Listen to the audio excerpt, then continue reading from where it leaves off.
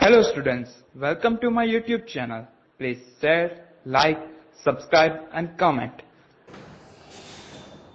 નમસ્કાર વિદ્યાર્થી મિત્રો, ધોરણ 10 ગણિત પ્રકરણ 10 વર્તુળ ભાગ 2 માં આપનું સ્વાગત છે। અહીંયા પ્રમેયનું એક સ્ટેટમેન્ટ લખેલું છે। પ્રમેય 10.1 સાબિત કરો કે વર્તુળનો સ્પર્શક છે એ સ્પર્શ બિંદુમાંથી દોરેલી ત્રિજ્યાને લંબ હોય છે।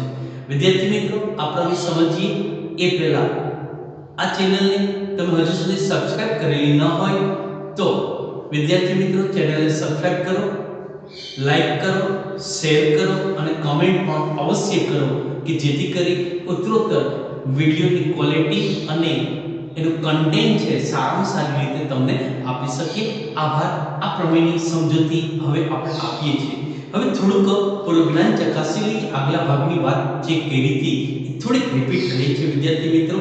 સ્પર્શકની વાત તો સ્પર્શક કોને કહેવાય કે વર્તુળને એક જ બિંદુમાં છેદતી રેખા હોય એને સ્પર્શક કહી શકાય। એક આકૃતિ દોરીએ છે વિદ્યાર્થી મિત્રો। દાખલા તરીકે આ કોઈ એક વર્તુળ છે, બરોબર? જુઓ, આ એનું કેન્દ્ર આપણે O આપીએ છીએ। આ O કેન્દ્રિત આ એક વર્તુળ છે। આ O કેન્દ્રિત આ કોઈ વર્તુળ છે। વર્તુળને એક જ બિંદુમાં છેદતી રેખા, વિદ્યાર્થી મિત્રો બરાબર સાંભળજો, આ હું કોઈ રેખા દોરું છું વિદ્યાર્થી મિત્રો। આ વર્તુળને એક જ બિંદુમાં છેદતી, આ દાખલા તરીકે આ બિંદુ અહીંયા P કહો, P બિંદુ આ રેખા L છે એ P બિંદુમાં છેદે છે તો આ રેખા L છે એ વર્તુળનો સ્પર્શક કહેવાય। બીજું, હવે એથી આગળ વિદ્યાર્થી મિત્રો કે P બિંદુમાં છેદે છે રેખા L એ વર્તુળને P બિંદુમાં છેદે છે માટે P બિંદુ એ વર્તુળનું સ્પર્શ બિંદુ કહેવાય। વર્તુળનો સ્પર્શક, સ્પર્શ બિંદુની સમજૂતી વ્યાખ્યા શું છે કે વર્તુળનો સ્પર્શક વર્તુળને જે બિંદુમાં સ્પર્શે તે બિંદુને સ્પર્શ બિંદુ કહે છે। વર્તુળનો સ્પર્શક વર્તુળને જે બિંદુમાં સ્પર્શે તે બિંદુને સ્પર્શ બિંદુ કહે છે। તો વિદ્યાર્થી મિત્રો અહીંયા જોઈ શકાય છે કે આ રેખા L છે। રેખા L એ વર્તુળને P બિંદુમાં સ્પર્શે છે માટે P બિંદુ છે એ સ્પર્શ બિંદુ છે। હવે જો બરોબર કે અહીંયા આ P બિંદુ છે। હવે જે કહેવા માંગે છે બરાબર સાંભળો, પ્રમેય છે, સાબિતીનો પ્રમેય છે, પણ વિદ્યાર્થી મિત્રો 70% ના કોર્સ મુજબ તમારે આ પ્રમેય સ્ટેટમેન્ટ યાદ રાખવાનું છે। એની સાબિતી તમારા કોર્સમાં નથી, પણ સમજૂતી તમને આપું છું વિદ્યાર્થી મિત્રો, મૌખિક સમજૂતી આપું છું કે જેથી આપણા મગજમાં અમુક કન્ટેન્ટ છે ને એ ક્લિયર થાય। સાબિત કરો કે વર્તુળનો સ્પર્શક, આ વર્તુળનો સ્પર્શક સ્પર્શ બિંદુમાંથી, સ્પર્શ બિંદુ કોણ છે? P, સ્પર્શ બિંદુમાંથી દોરેલી ત્રિજ્યાને લંબ હોય છે। તો સ્પર્શ બિંદુમાંથી વિદ્યાર્થી મિત્રો ત્રિજ્યા દોરો તો આ સ્પર્શ બિંદુમાંથી દોરેલી ત્રિજ્યા આ O થી P, એ O થી P એ સ્પર્શ બિંદુમાંથી દોરેલી ત્રિજ્યા છે એને લંબ હોય છે। એટલે કે આ ખૂણો છે ને વિદ્યાર્થી મિત્રો એ કાટખૂણો આપણે સાબિત કરવાનો છે। બરાબર સાંભળજો, આ ખૂણો શું છે? આપણે કાટખૂણો સાબિત કરવાનો છે। વિદ્યાર્થી મિત્રો ખૂણો કાટખૂણો કઈ રીતે સાબિત કરી શકાય? બરાબર થોડુંક સમજીએ વિદ્યાર્થી મિત્રો। અહીં રેખા L, બરાબર સાંભળજો, રેખા L પર P બિંદુ છે એ એવું બિંદુ છે, સ્પર્શ બિંદુ છે કે જે વર્તુળ ઉપર પણ આવેલું છે અને રેખા ઉપર પણ છે। હવે આપણે એક વસ્તુ વિચારીએ વિદ્યાર્થી મિત્રો, આ વસ્તુ તમને ખબર જ હશે કે અહીંયા O, અહીંયા P બિંદુ લઉં છું વિદ્યાર્થી મિત્રો, આ વર્તુળની અંદર Q બિંદુ અને વર્તુળની બહાર R બિંદુ છે। તો આના ઉપરથી એક વસ્તુ નક્કી થઈ વિદ્યાર્થી મિત્રો કે જો P બિંદુ વર્તુળ ઉપર હોય, સાંભળજો, તો ત્રિજ્યા જેટલા જ અંતરે હોય। P બિંદુ વર્તુળ ઉપર હોય તો એ શું હોય? ત્રિજ્યા જેટલા જ અંતરે આવેલું હોય। જો R બિંદુ વર્તુળની બહાર હોય તો ત્રિજ્યા કરતા વધુ અંતરે હોય। Q બિંદુ વર્તુળની અંદર હોય Q બિંદુ એ વર્તુળની અંદર હોય તો બરાબર સાંભળો ત્રિજ્યા કરતા ઓછા અંતરે હોય. તો હવે કોઈ પણ વર્તુળ માટે આટલી વસ્તુ તમે નક્કી કરી શકો. જો કોઈ બિંદુ ત્રિજ્યા જેટલા જ અંતરે હોય તો વર્તુળ ઉપર હશે, ત્રિજ્યા કરતા વધુ અંતરે હોય તો વર્તુળની બહાર હશે, ત્રિજ્યા કરતા ઓછા અંતરે હોય તો વર્તુળની અંદર હશે. હવે વિદ્યાર્થી મિત્રો અહીંયા મેં P બિંદુ લીધું છે રેખા L ઉપર. દાખલા તરીકે P સિવાયનું બિંદુ કોઈ R, P સિવાયનું કોઈ બિંદુ છે એ R લીધું છે. હવે R બિંદુ જો એના માટે ત્રણ શક્યતા છે કે R બિંદુ વર્તુળની અંદર પણ હોઈ શકે, રેખા ઉપર તો લીધું જ છે તો વર્તુળની અંદર પણ હોઈ શકે, વર્તુળની બહાર પણ હોઈ શકે અને વર્તુળ ઉપર પણ હોઈ શકે. હવે જો સાંભળજો જે કહેવા માંગીએ છીએ, દાખલા તરીકે જો R બિંદુ છે એ વર્તુળની અંદર હોય એટલે કે આ કન્ડિશન બનશે. આ દાખલા કે સ્પર્શક છે આખો, તો એનો અર્થ એમ થાય જો R અંદર હોય તો આ રેખા છે ને એ સ્પર્શક બને જ નહીં. પણ આપણે એમ કીધું છે કે આ રેખા L છે સ્પર્શક છે. બીજું કે જો R બિંદુ છે એ વર્તુળ ઉપર હોય તો કે P બિંદુ અને R બિંદુ બંને વર્તુળ ઉપર હોય તો એ આખી છેદિકા બને. કારણ કે કોઈ એક વર્તુળ પરના કોઈ એક બિંદુમાંથી એક જ સ્પર્શક બની શકે. એનો અર્થ એમ થાય કે P અને R બંને વર્તુળ ઉપર હોઈ શકે નહીં, કારણ કે P બિંદુ તો વર્તુળ ઉપર છે આપણે ખબર છે. તો એનો અર્થ એ થાય કે P બિંદુ R બિંદુ છે ક્યાં હશે? વર્તુળની બહાર જ હશે. તો અહીં જોઈ શકાય છે કે P બિંદુ છે એ વર્તુળની બહાર છે. હવે વિદ્યાર્થી મિત્રો જો બરાબર સાંભળજો કે P થી R હું જોડી દઉં છું, P થી R હું જોડી દઉં છું તો P સિવાયનું કોઈ એક બિંદુ મેં R એવું પસંદ કર્યું જે રેખા L ઉપર હોય પણ એ વર્તુળની બહાર જશે, વર્તુળની અંદર હશે નહીં. આટલું તો નક્કી થઈ ગયું હવે આના ઉપરથી કે R બિંદુ છે ક્યાં હશે? વર્તુળની બહાર જશે, વર્તુળની અંદર નહીં જ હોય. આટલી વસ્તુ આપણે નક્કી કરી. હવે R બિંદુ છે વર્તુળની બહાર છે, P બિંદુ વર્તુળ ઉપર આવેલું છે. તો એનો અર્થ એ થાય કે આ બહાર બિંદુ છે અને આ વર્તુળ ઉપર આવેલું છે તો O થી P નું માપ એના કરતા O થી R નું માપ વધુ જ હોય.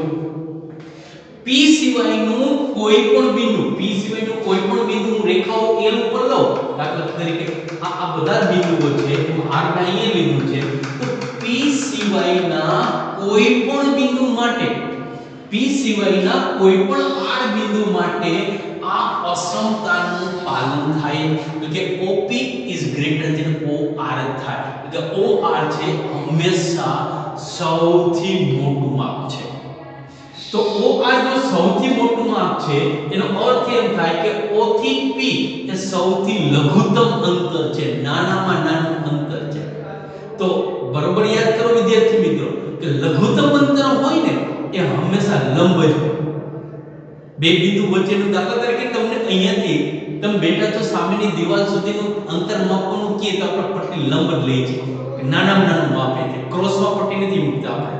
તો કે O થી P સૌથી લઘુત્તમ અંતર બને છે તો OP સૌથી લઘુત્તમ થાય છે તો OP છે ને એ હંમેશા લંબ જ હોય છે. તો વિદ્યાર્થી મિત્રો એક વસ્તુ યાદ રાખો, પ્રમેય સાબિતીનો છે ઓલરેડી પણ તમારા કોર્સમાં સાબિતી છે નહીં, માત્ર સમજૂતી માટે છે. તો એક વસ્તુ યાદ રાખો કે સ્પર્શ બિંદુમાંથી સાબિત કરો કે વર્તુળનો સ્પર્શક છે એ સ્પર્શ બિંદુમાંથી દોરેલી ત્રિજ્યાને લંબ હોય છે. આનો અર્થ શું થાય વિદ્યાર્થીઓ? આ લંબ હોય ને એટલે કે આખો ત્રિકોણ છે ને કાટકોણ ત્રિકોણ થઈ જાય. તમને વર્તુળની ત્રિજ્યાનું માપ આપ્યું હોય, અહીંથી સ્પર્શ લંબાઈ શોધવાની હોય કે આ માપ શોધવાનું હોય તો મળી શકે પાયથાગોરસને કોઈ પણ બે માપ આપેલું હોય તો ત્રીજું માપ તમને આની મદદથી મળી શકે. પણ એક વસ્તુ તમારે યાદ રાખવી પડશે કે સ્પર્શ બિંદુમાંથી દોરેલી ત્રિજ્યા છે એ હંમેશા સ્પર્શકને શું હોય છે? લંબ હોય છે. વિદ્યાર્થી મિત્રો આટલી માહિતીનો ઉપયોગ કરી વિદ્યાર્થી મિત્રો આપણે સ્વાધ્યાય 10.1 છે એની આપણે શરૂઆત કરવાની છે. તો ચાલો વિદ્યાર્થી મિત્રો સ્વાધ્યાય 10.1 ચાલુ કરીએ. વિદ્યાર્થી મિત્રો સ્વાધ્યાય 10.1 એની એક્સરસાઇઝની રકમો વિદ્યાર્થી મિત્રો લખેલી છે. ભાગ 1 અને ભાગ 2 જે આપણે અત્યારે ચાલુ છે એમાં જે સમજૂતી આપેલી છે વિદ્યાર્થી મિત્રો એને આધારે એક્સરસાઇઝ છે. જોતા જઈએ.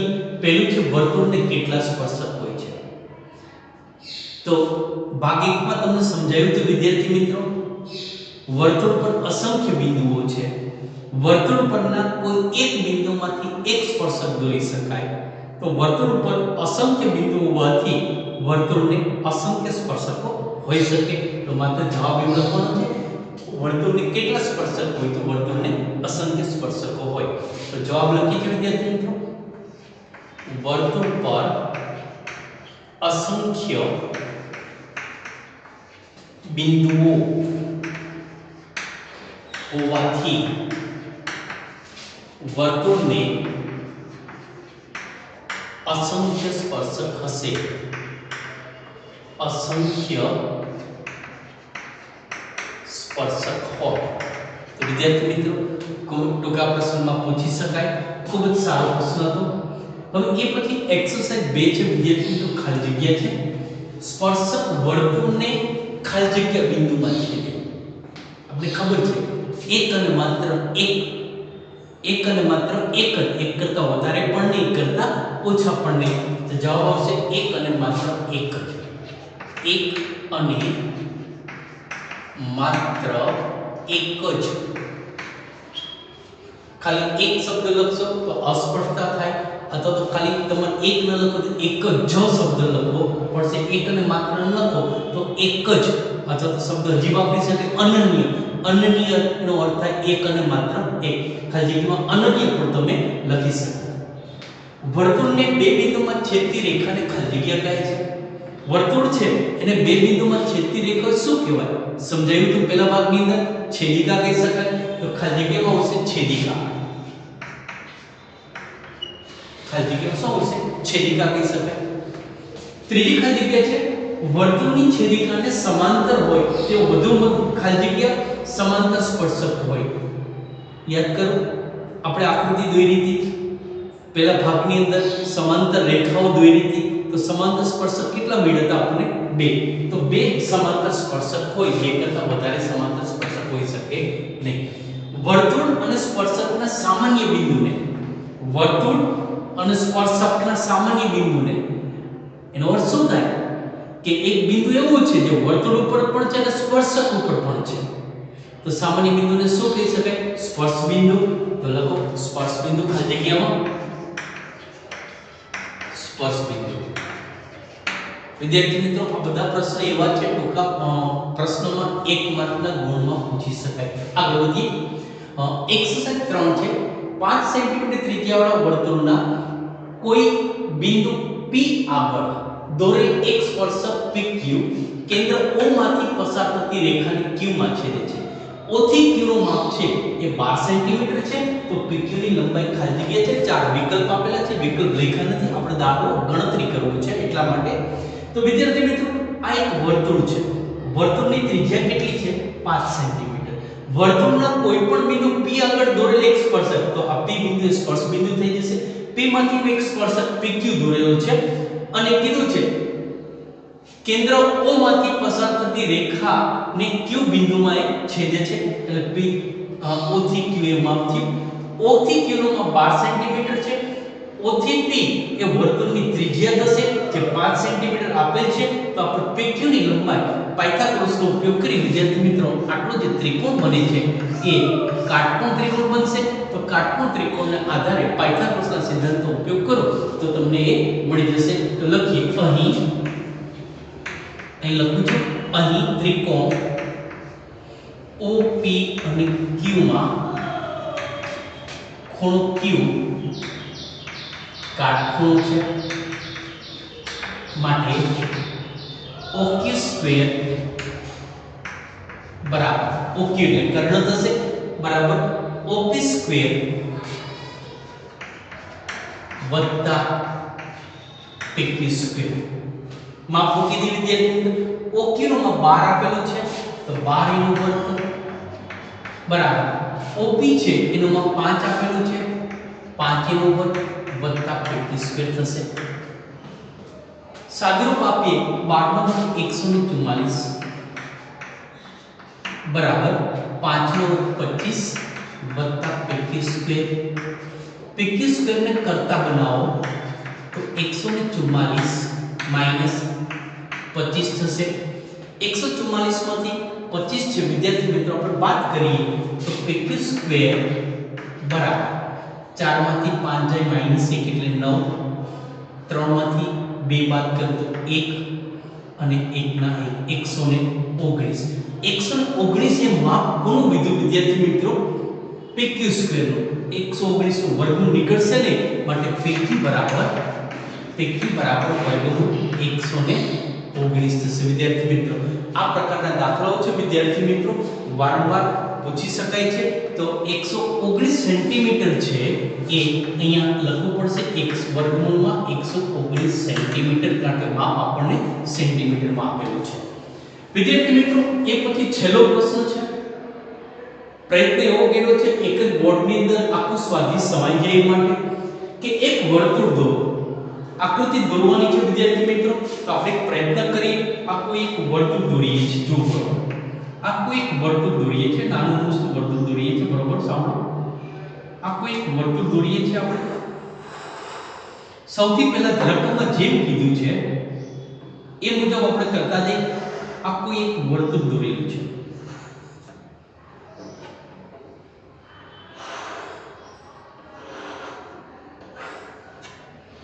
આખું એક વર્તુળ છે વિદ્યાર્થી મિત્રો।